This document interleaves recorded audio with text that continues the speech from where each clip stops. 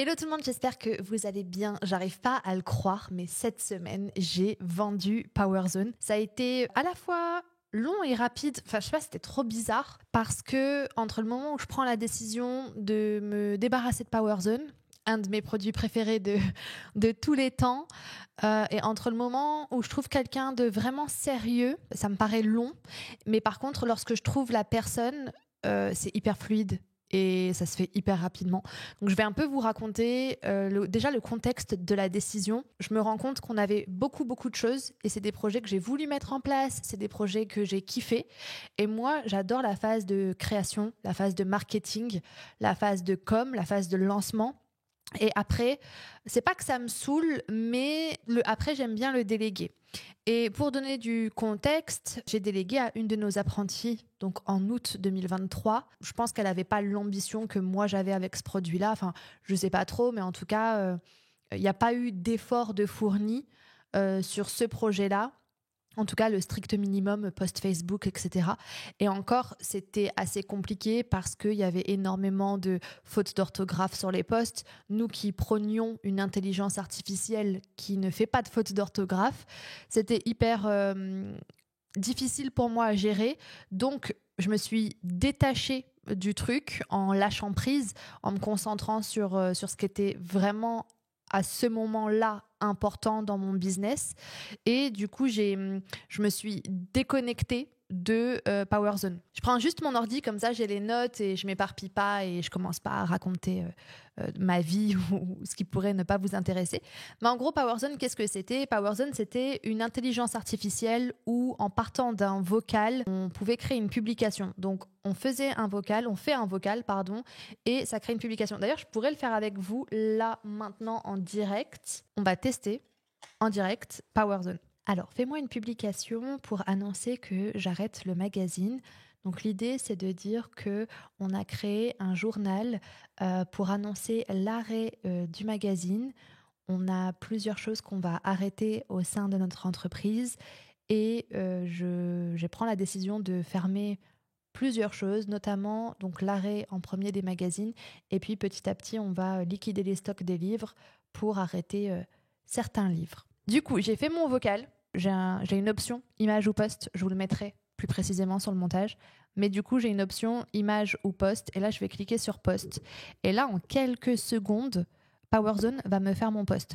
Ce qui est fort avec PowerZone par rapport à ChatGPT, c'est que PowerZone, il va venir mesurer l'émotion, il va venir mesurer l'intonation de la voix. Et quand vous faites du storytelling, l'outil est complètement dingue. Et je pense que c'est vraiment ce qui m'a fait tomber en amour de mon propre produit, c'est que quand je racontais mes histoires, je pouvais lire ce qu'il me disait et j'aurais pu chialer littéralement.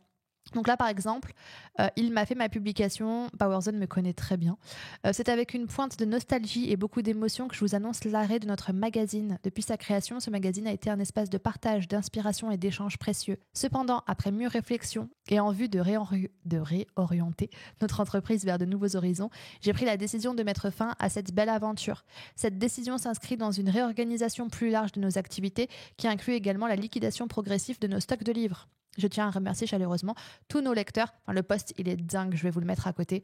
Mais le post est dingue et en plus, il te met des hashtags. Donc bref, l'idée de PowerZone, il y a eu deux phases. Premièrement, sur LinkedIn, je vois Lilian, donc c'est le technicien de PowerZone, qui crée un outil donc sur WhatsApp où tu fais un vocal et il te fait un post pour LinkedIn. Donc Lilian sort ça. Il va pas le garder longtemps. C'était juste un délire pour lui. Mais je pense que il l'a pas vu comme un business plan. C'était genre un jeu. Il a réussi à créer un truc. C'était pas tout à fait abouti. C'était pas parfait.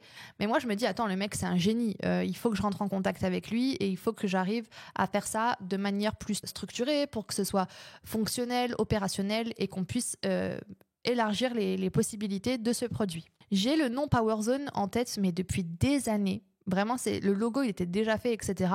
Mais je ne savais pas à quel produit l'associer, ce qui est assez fou. Et la deuxième phase, c'est que avec Inès, on essaye de marcher le week-end, au moins 1h30, 2h, donc on part en promenade. Et je lui dis, ce serait quand même ouf que pendant nos promenades, on fasse un vocal et que ça fasse nos publications de toute la semaine.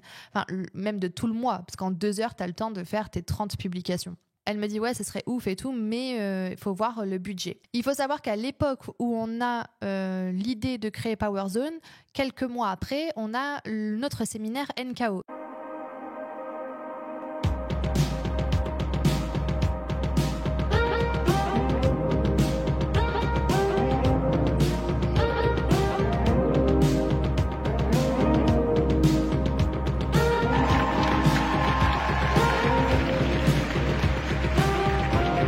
Donc on se dit, écoute, sur le premier NKO, j'avais sorti mon livre et ça avait fait vraiment de très très belles ventes, un très très beau lancement pour un livre.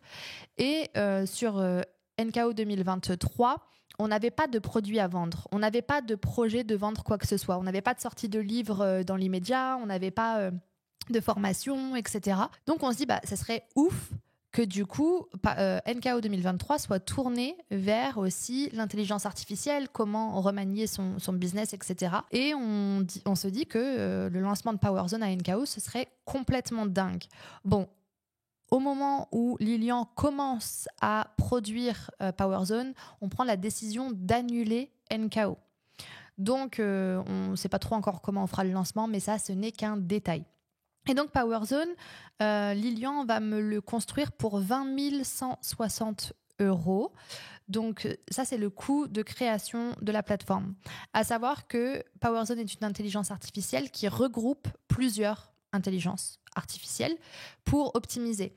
À l'époque, quand on lance PowerZone en mai 2023, on a un laps de temps de 2 minutes. Entre le moment où le vocal est envoyé et entre le moment où PowerZone répond, on a 2 minutes de temps de fabrication. Aujourd'hui, on est sur un délai de 20 secondes. Donc, pour vous dire aussi que le produit a évolué et que Lilian fournit avec ses équipes, donc Lilian et Vincent, fournissent un travail incroyable pour toujours optimiser le produit et pour toujours faire en sorte que ce soit plus rapide et plus efficace pour le consommateur. Un peu plus tard, je décide d'ajouter à PowerZone la version anglaise et la possibilité de créer des images. Donc du coup, on peut faire un vocal et au lieu de sélectionner post, on va sélectionner image et PowerZone va venir vous proposer 3 ou 4 images. Quand je rajoute ces options avec Lilian, ça me coûte 8 064 €.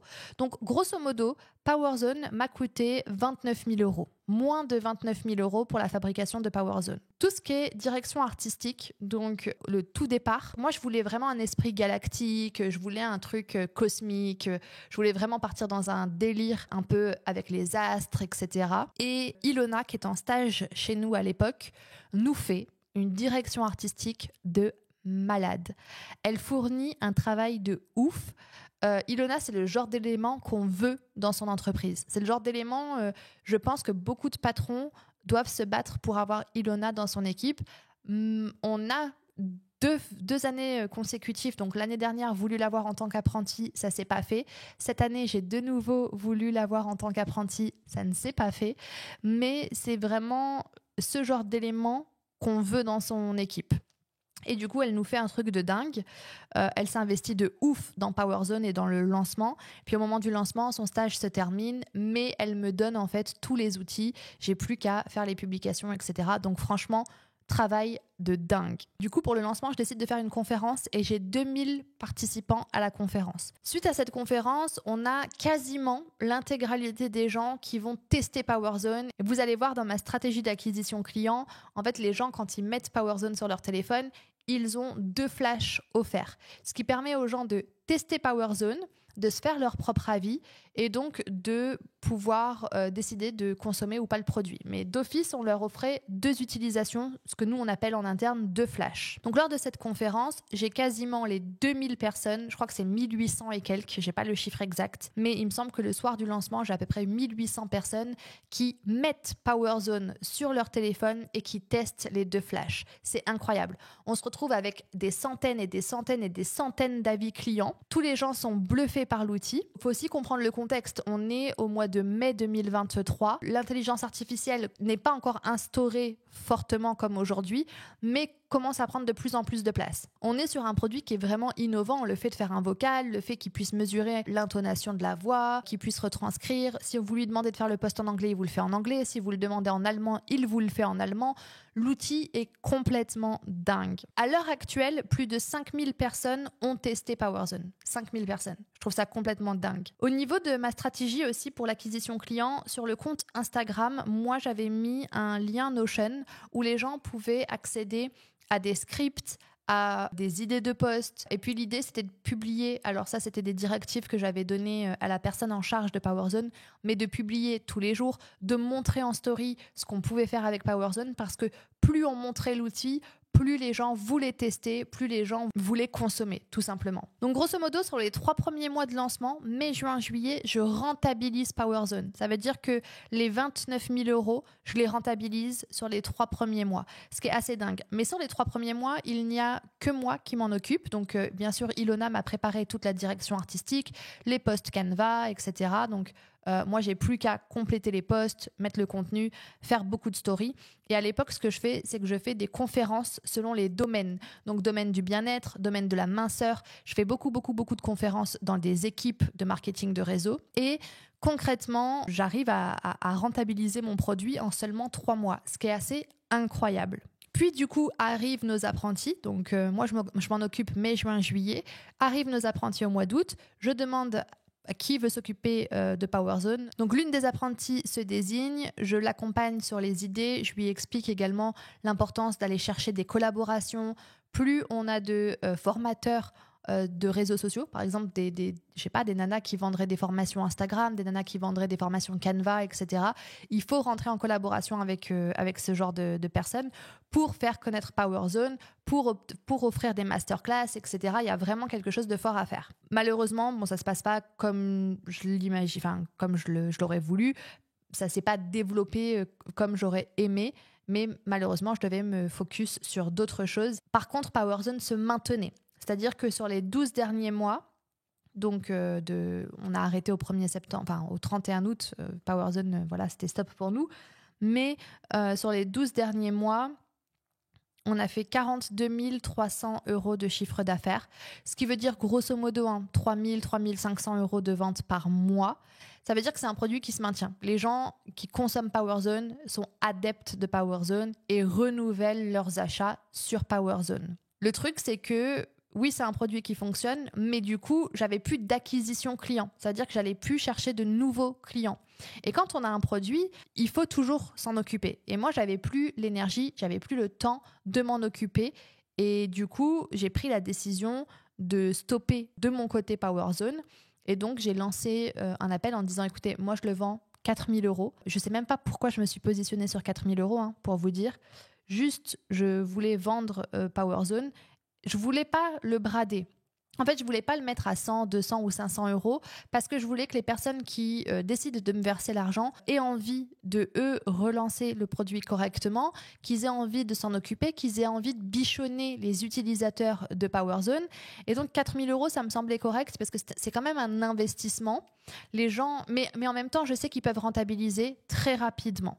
Donc, du coup, je suis sereine dans la vente de ce produit. Je sais que Aurélia et Charlie, qui ont repris PowerZone donc au 2 septembre exactement, vont rentabiliser 2 mois grand max. Les 4 000 € sont rentabilisés. Ça va vraiment être cool. Pour vous donner un tout petit peu plus de contexte, PowerZone, c'était un produit. C'est-à-dire que je n'avais pas une entreprise PowerZone. PowerZone était un des produits qui appartenait aux networkers. Je n'ai pas vendu une entreprise. J'ai vendu un produit que du coup, j'ai cessé de mon côté. Et donc lundi, j'ai envoyé à Aurélia et Charlie tout ce qui était logo, le lien Notion pour qu'ils puissent le récupérer. Je leur ai envoyé les accès Instagram et c'est là où je me suis mangé une énorme claque parce que du coup, j'ai transféré le compte Instagram sur l'adresse mail d'Aurélia et Charlie. Et moi, j'ai reçu une notification, vous êtes déconnectés. Et en fait, c'était bizarre parce que j'allais jamais sur le compte Instagram de PowerZone parce que c'était pas moi qui m'en occupais. Mais quand j'ai reçu la notification, genre ça marquait la fin. Je sais pas, c'était trop bizarre. Autant recevoir le virement, ça m'a rien fait d'extraordinaire. Envoyer le logo, envoyer tous les papiers, envoyer le contrat, signer le contrat, de session, donner la propriété intellectuelle, etc., ça m'a rien fait. Mais d'avoir la notification, vous êtes déconnecté du compte Instagram, ça m'a vraiment genre, ok, là c'est fini, là j'ai tout donné, c'est terminé. Powerzone ne m'appartient plus, quoi. Et ça, c'était un peu violent. Mais c'est comme ça. En tout cas, la passation, elle a été hyper fluide. Powerzone est relancé depuis hier. Et je sais que Aurélia et Charlie vont faire un incroyable travail. C'est jamais évident de vendre un produit qui fonctionne. Mais en même temps, un produit qui fonctionne pas, à mon sens, ça ne se vend pas. C'est toujours spécial de vendre un produit qui fonctionne. Mais je sais que c'était la meilleure solution pour moi et pour les consommateurs, et surtout pour les consommateurs, parce que je suis convaincue que les consommateurs de Powerzone doivent être bichonnés.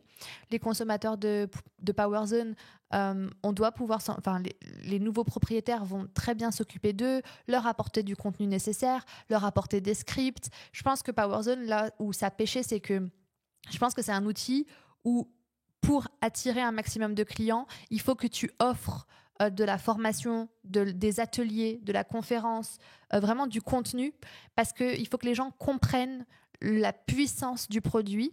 Et le meilleur moyen de faire comprendre la puissance de ce produit, c'est de le faire tester. Donc plus on le fait tester aux gens, plus c'est un produit qui se vend. C'est comme tout dans une entreprise. Dès lors que tu ne t'occupes plus d'un produit, ça peut se maintenir, mais ça ne peut pas progresser.